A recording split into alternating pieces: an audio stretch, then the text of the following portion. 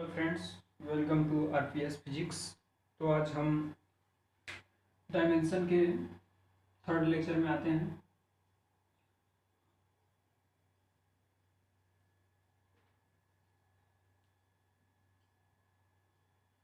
Third lecture में हम चलते हैं। तो सिस्टम ऑफ यूनिट हो गया था, अब conversion to system of unit में आप जानते हैं F P S, M K S. F S foot pound second, M K S में M K S mass, kilogram mass को किलोग्राम में लेंगे, मीटर को लेंथ में लेंगे, लेंथ को मीटर में लेंगे और टाइम को सेकंड में लेंगे। यही है। तो इसमें और सीजीएस में सेंटीमीटर, ग्राम और सेकंड वही है सब में। तो चलते हैं question number first. Change the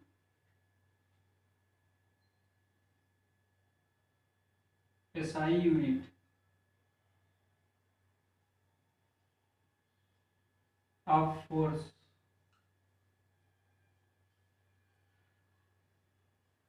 to CGS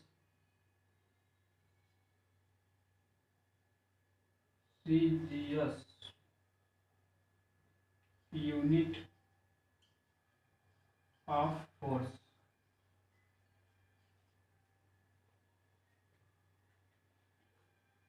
SI unit चाहे एम के एस लीजिए, स्टैंडर्ड इसका फुल फॉर्म है स्टैंडर्ड इंटरनेशनल स्टैंडर्ड सिस्टम। चलते हैं। फोर्स का इसमें क्या होता है, कुछ नहीं होता है। अब बस थोड़ा सा अब इसको देखिए, फार्मूला दो प्रकार से निकालते हैं, लेकिन पहले इसका डायमेंशन निकालना होता है। इसमें कुछ नहीं करना होता है, पहले इसका दोनों डायमेंशन निकाल देंगे, वही उसके बाद डिवाइड कर देंगे। तो यहाँ पूछा क्या है, फोर्स का डायमेंशन लिख दीजिए और जो पूछा है उसको एक्स मान लेंगे हम। देखिए, और दो प्रकार फार्मूला इसका निकालते हैं।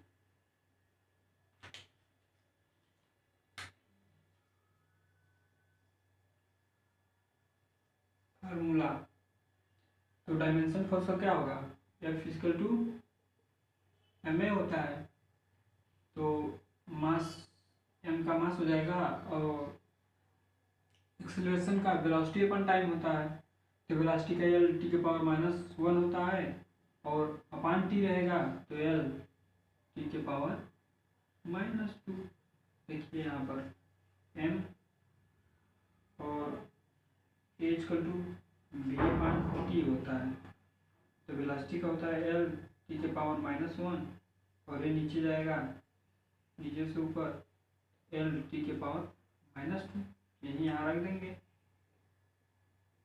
पावर -2 हमने यहाँ लिख दिया है। अब वो आपसे पूछा है एसआई यूनिट टू सीजीएस। तो पूछा सीजीएस का हमें चाहिए, इक्वल टू एक्स, और इसका न्यूटन होता है फोर्स में, इसको न्यूटन होता है फोर्स का, एसआई यूनिट न्यूटन होता है। यहाँ न्यूटन मान लीजिए, चाहे एक्स डाइन, इसका डाइन होता है सीजीएस में, और यही फोर्स का फिर यहाँ लिख दीजिए एम एल टी के पावर -2 डायमेंशन। अब आपको जो निकालना है ये निकालना है, तो X D Y N E dyne, और इसके बटे में हो जाएगा एम एल के पावर कुछ नहीं, टी के पावर 2, और यही इसके नीचे हो जाएगा एम एल टी के पावर -2। तो इसमें क्या होता है, सबको अलग अलग कर दीजिए, और जिसमें आपको ले जाना है या इसका एक और फार्मूला होता है, इसका ये फार्मूला है ये, तो या फिर लिखिए, यहाँ लिख देते हैं N1 U1 equal to N2 आप इस फार्मूले से भी कर सकते हैं, लेकिन आपको ये सबसे आसान तरीका है। तो सबको अलग करिए। एम का क्या होता है केजी एसआई यूनिट में, और इसका ग्राम हो जाएगा सीजीएस में है तो, और यहाँ कुछ नहीं है, इसके पावर कुछ नहीं, इनटू एल मीटर में होता है, अपान यहाँ ये भी मीटर में होगा, मीटर क्या ये सेंटीमीटर में होगा, और टाइम का वही सब में रहता है टी अपान टी, दोनों के पावर -2 है, लगा देंगे। अब 1 kg बराबर 1000 ग्राम, दोनों को ग्राम में बदलेंगे क्योंकि हमको सीजीएस में चाहिए, केजी को ग्राम में बदलेंगे तो 10 की पावर 3, 1 kg में 1000 किलोग्राम, 1000 को यही चढ़ा देंगे पावर, तो 3 हो गया ग्राम ग्राम, इनटू मीटर का 1 मीटर बराबर 100 सेंटीमीटर, 10 के पावर 2 हो जाएगा, 5 सीएम सीएम, अरे इसका कुछ नहीं, ये तो कट जाएगा, टी के पावर -2 कर दीजिए, कट जाएगा ये तो। अब सीएम से सीएम खत्म, जी से जी खत्म, और एक खत्म हो जाएगा, इसका 0, 1 के पावर -2 कोई मतलब ही नहीं, 10 के पावर 5, 1 न्यूटन बराबर 10 के पावर 5 डाइन, ये आप लिख सकते हैं। उसके बाद हम आगे चलते हैं, तब तक आप इसको नोट कर लीजिए या वीडियो पॉज कर लिख लीजिए।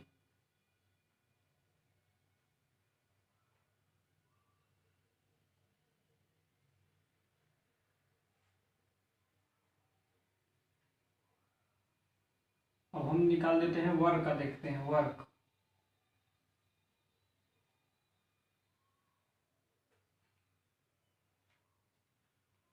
चेंज द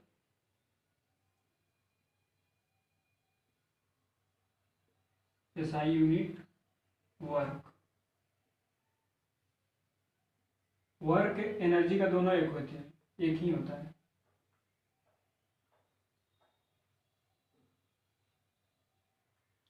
दोनों का मात्रक एक ही जूल होता है सीजीएस में, 2 सीजीएस वर्क कामा एनर्जी। तो फिर वही आप काम करेंगे, वर्क का निकाल लेंगे डायमेंशन, एनर्जी का भी होता है वही,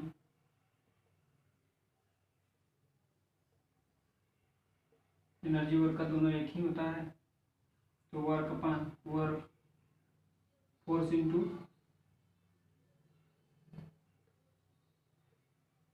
डिस्प्लेसमेंट,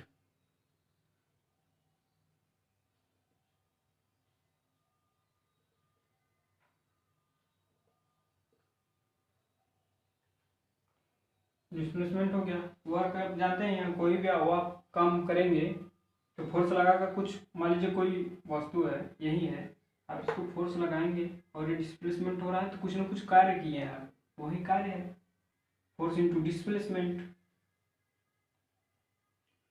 मान लीजिए ये बॉडी है, आपको यहाँ से यहाँ ले जाना है, तो इस पर आप फोर्स लगाएंगे, और फोर्स यहाँ तक आपने बॉडी लिया है, तो कुछ न कुछ टाइम, कुछ न कुछ आप यहाँ से यहाँ डिस्प्लेसमेंट किए, और आपने कुछ फोर्स दिया, तभी तो डिस्प्लेसमेंट हुआ, इसी को कार्य कहते हैं। तो अब देखिए फोर्स का अभी आपने निकाला, एम एल टी के पावर -2 इंटू एल, तो एम एल टी के एल के पावर 2 हो जाएगा, मल्टीप्लाई होगा -2, और इसको ब्रैकेट में डाल देते हैं, आपको एसआई यूनिट से जाना है तो वर्क या एनर्जी इसका जूल हो जाता है। जूल जूल में लिखते हैं तो 1 जूल।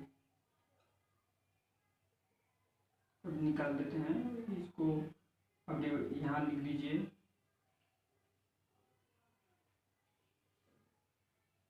जूल इक्वल टू अर्ग।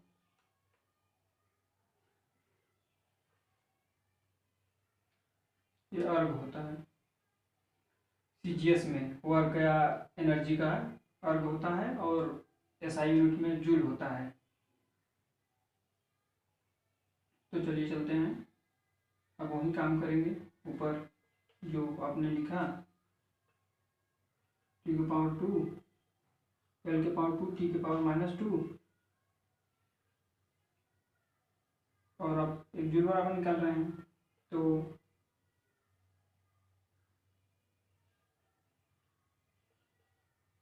एम एल के पावर 2 टी के पावर -2।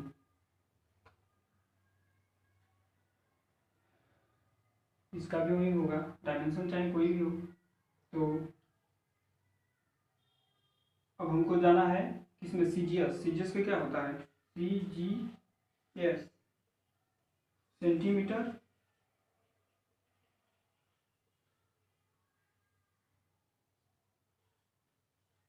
सेंटीमीटर ग्राम और सेकेंड। इसी में जाना है हमको। तो मास को हम ग्राम में लिखते हैं तो 10 के पावर 3 ग्राम। ये नीचे वाला खुद ही ग्राम में है, इसी में हमको कन्वर्ट करना था इनटू 1 मीटर बराबर। ये ऊपर का एसआई में है 1 मीटर बराबर 100 सेंटीमीटर, 100 को 10 के पावर 2 लिख सकते हैं। और सीएम नीचे भी सीएम, इसको टी अपन टी के पावर माइनस पूरे को होल कर देते हैं।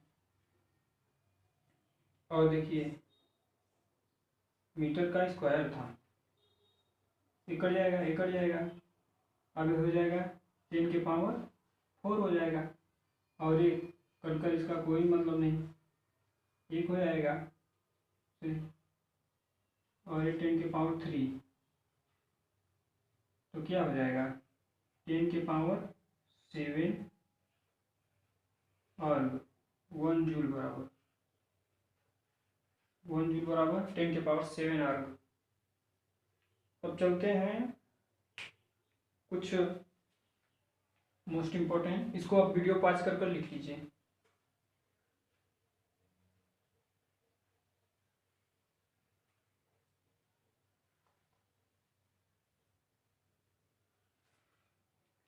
अब डायमेंशन एनालिसिस थोड़ा देख लेते हैं।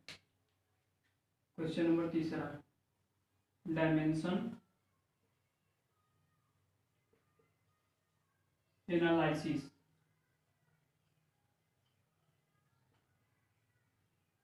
यूज्ड। अब देखिए कभी कभी ऐसा क्वेश्चन आ जाता है, पी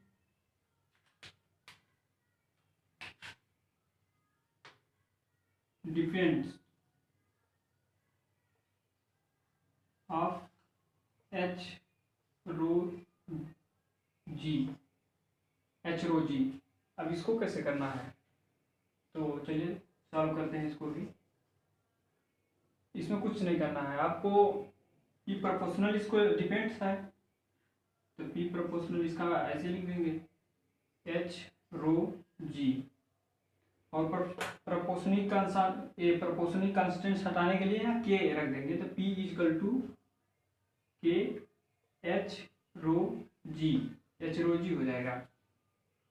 और कांस्टेंट का कोई, अब जानते हैं डायमेंशन होता नहीं है तो क्या है, पी यहाँ दिया रहेगा आपको given, P equal to pressure है,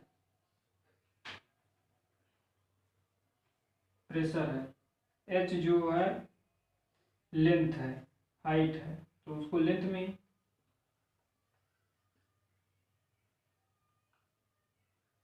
और रो डेंसिटी आप इसका डायमेंशन निकाल लीजिए। उसके बाद रो डेंसिटी है,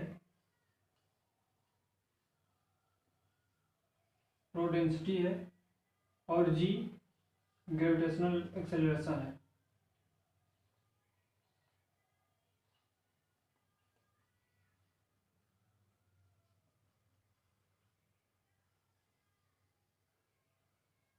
एक्सीलरेशन। तो प्रेशर के क्या होता है आपको साधारण से पता है। आप अपना हाथ निकालिए और जहाँ पढ़ रहे हैं वही बेंच पर अपने हाथ को डालिए और उस पर क्या लग रहा है, फोर्स लग रहा है। और आपका जो ये हाथ है कुछ न कुछ एरिया है, तो फोर्स अपान एरिया हो जाता है। फोर्स का अभी आपने निकाला एम एल के पावर 2 टी के पावर -2 अपान एरिया का विड्थ इंटू लेंथ होता है, लंबाई गुणित चौड़ाई, ये हो गया। तो और के का कोई नहीं होता है, एच का एल हो जाएगा क्योंकि यह हाइट है। और रो डेंसिटी अब पता होगा, रो इक्वल टू m/v होता है। तो यम जहाँ मास है तो मास को यम, v वॉल्यूम है तो वॉल्यूम का 3 हो जाएगा, ये माइनस में हो जाएगा क्योंकि नीचे से height into width into length volume होता है, तो वॉल्यूम करके। और एक्सेलरेशन जी एक्सेलरेशन है, ग्रेविटी एक्सेलरेशन है। तो एक्सेलरेशन चाहे लिखिए चाहे ग्रेविटी एक्सेलरेशन, एक ही बात होता है वो। तो क्या हो जाएगा एल टी के पावर -2, क्योंकि एक्सेलरेशन और ग्रेविटी एक्सेलरेशन एक ही है। वो ग्रेविटी के द्वारा आ रहा है और आप कोई फोर्स से एक्सेलरेशन कराते हो, फोर्स वाला एक्सेलरेशन होगा बस, और इसमें कोई अंतर नहीं है। तो आप एच का लिख लीजिए, अब रो का लिख लीजिए एम एल के पावर -3 और जी इक्वल टू एल टी के पावर -2। सबका आप लिख दीजिए, उसके बाद सबका वो कर देते हैं एम एल के पावर 2 रहेगा यहाँ, तो एल से एल कट जाएगा, फोर्स अपान एरिया, फोर्स अपान एरिया, फोर्स सॉरी यहाँ पर फोर्स अपान एरिया, तो एल के पावर -1 हो जाएगा टी के पावर -2।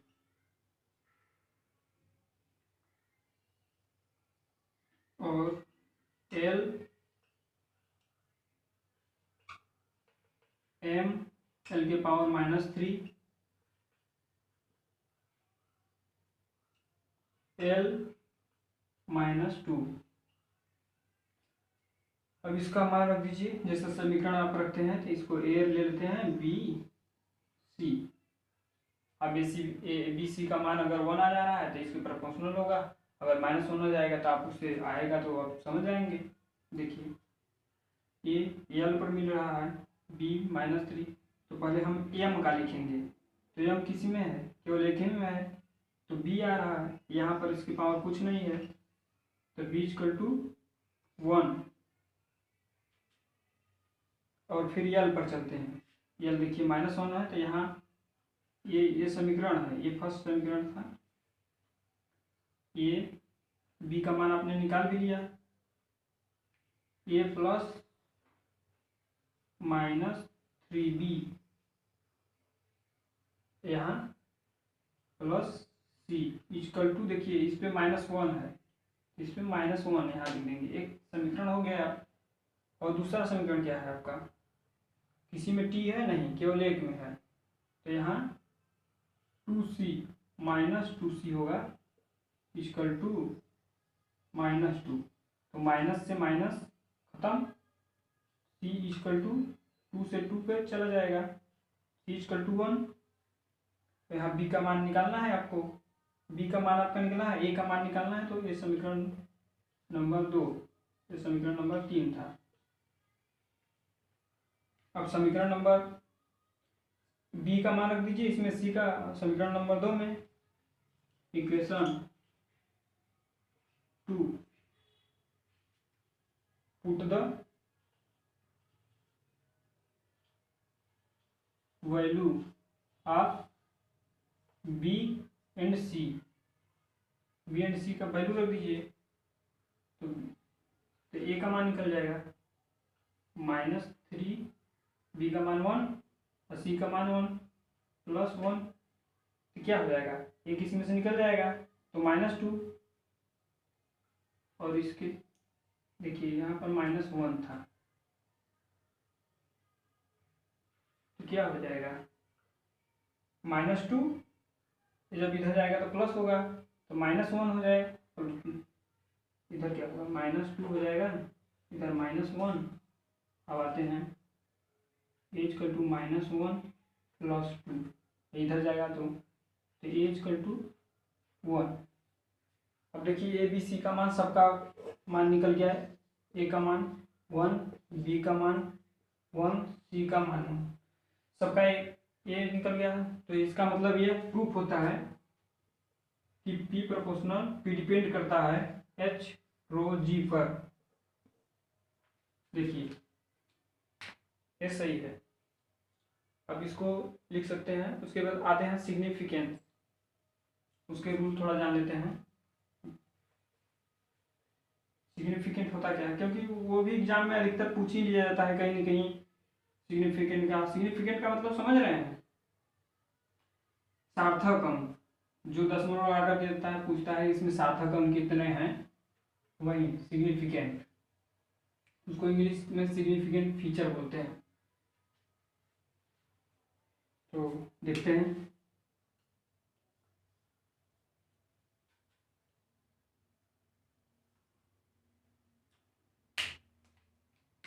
चौथा नंबर आते हैं सिग्निफिकेंस।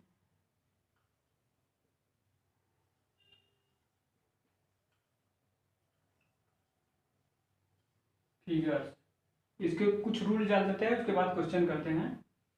तो रूल इसमें देखिए, आप बहुत सारी किताबों में बहुत से रूल पढ़े होंगे, लेकिन हम 2 ही रूल आपको देंगे। 2 रूल से सारे आपके क्लियर हो जाएंगे। आपसे कोई भी क्वेश्चन नहीं होगा जो कि आपको सब को ना आए। उस 2 ही रूल में सब पूरे रूल हैं। आपको बहुत सारे, आप किताब में देखेंगे 6, 7, 8 रूल दिए होते हैं। आपको उतने पढ़ने की जरूरत नहीं, केवल 2 रूल याद करिए और पूरा आप सिग्निफिकेंट कर सकते हैं। चलिए क्वेश्चन से ही समझाते हैं। पहला क्वेश्चन नंबर 1 लेते हैं। जैसे आपको दे दिया 0 0 0 3 2 4 5 0 0 0। अब इसमें सिग्निफिकेंट कितने हैं बताइए। तो इसमें कुछ नहीं करना है आपको। First non zero, last non zero. First zero को हटाइए, लास्ट जीरो को, बीच जो नॉन जीरो है उसको लिख दीजिए। देखिए फर्स्ट जीरो को हटा दीजिए आप।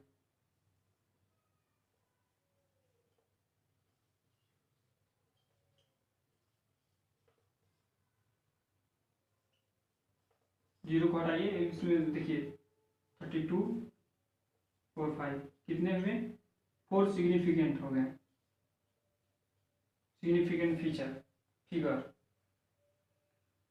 और दूसरा क्वेश्चन लेते हैं ऐसे ही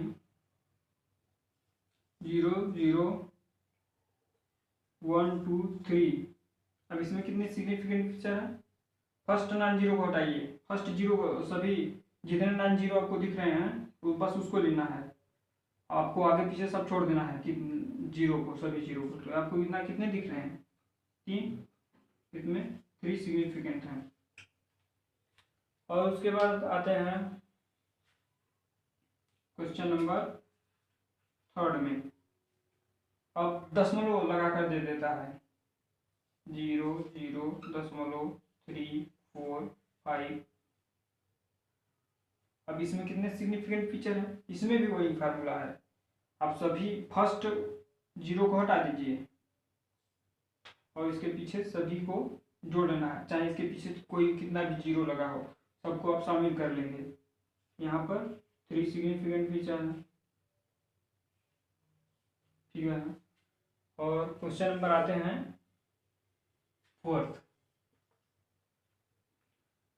0 0 0 4 3 5। अब इसमें कितने हो गए?